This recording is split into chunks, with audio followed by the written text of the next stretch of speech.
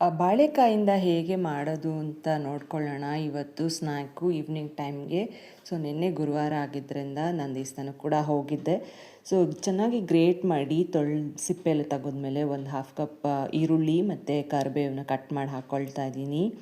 ಹಾಗೆ gram flour R besan ಹಾಕ್ಕೊಳ್ಬೋದು, ಹುರ್ಗಡ್ಲೆ, ಆಮೇಲೆ ರೈಸ್ ಫ್ಲೋರ್ ಸ್ವಲ್ಪ, ಆಮೇಲೆ ರೆಡ್ ಚಿಲ್ಲಿ ಪೌಡರು ಮತ್ತು ಸ್ವಲ್ಪ ಟರ್ಮರಿಕ್ ಅರಿಶಿನ, ಸಾಲ್ಟ್ ಹಾಕಿ ಕೊತ್ತಂಬರಿ ಸೊಪ್ಪನ್ನ ಕಟ್ ಮಾಡಿ ಹಾಕ್ಕೊಂಡ್ರೆ ವಾಟರ್ ಹಾಕಿ ಮಿಕ್ಸ್ ಮಾಡೋಕ್ಕೆ ಇದು ರೆಡಿಯಾಗಿರುತ್ತೆ.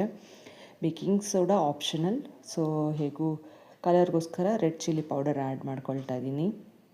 ಇದಿಷ್ಟನ್ನು ರೆಡಿ ಮಾಡ್ಕೊಂಡು ಡೀಪ್ ಫ್ರೈ ಮಾಡಿದ್ರೆ ಆಯಿತು. ಬೇಕಿಂಗ್ ಸೋಡಾ ಬದಲು ಏನು ಅಕ್ಕಿ ಪುಡಿ ಹಾಕಿರ್ತೀವಲ್ಲ ಅದೇ ಸಾಕು. ಸೊ ಈಗ ಡೀಪ್ ಫ್ರೈ ಮಾಡಿಕೊಂಡ್ರೆ ಸ್ನ್ಯಾಕ್ ರೆಡಿಯಾಗಿರುತ್ತೆ. ಸೊ ಹಾಗೆ ಪ್ರತಿ ಗುರುವಾರ ನಾವು ಚಿಕ್ಕವರಿದ್ದಾಗಿಂದ ದೇವಸ್ಥಾನಕ್ಕೆ ಹೋಗ್ತಾ ಇರ್ತೀವಿ. ಸೊ ಅವಲಕ್ಕಿ ಪ್ರಸಾದ ಸಿಗ್ತಾಯಿತ್ತು. ಸೊ ಈಗ ಮಕ್ಕಳನ್ನ ಕರ್ಕೊಂಡು ಹೋಗೋದು ಇನ್ನೂ ಅಷ್ಟೇ ಖುಷಿಯಾಗಿದೆ.